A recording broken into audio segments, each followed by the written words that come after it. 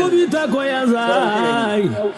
আমার কবিতা হইল, আমার কবিতা ওই দেখা যায় তাল গাছ হবে না, আমার কবিতা হবে ওই দেখা যায় কবরস্থান, ওই আমাদের ঘর, ওইখানেতে থাকতে হবে সারা জীবন ভর।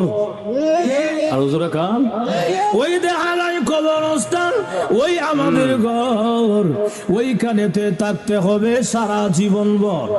ও কবর তুই চাসনি, টাকা পয়সা নেসনি, সুদ ঘুষ কাসনি বলে না, টাকা পয়সা নেই না, সুদ ঘুষ খাই না, মুমিন বান্দা পাই না, একজন যদি পাই এমনি জান্নাতের বাগান হয়ে যায়।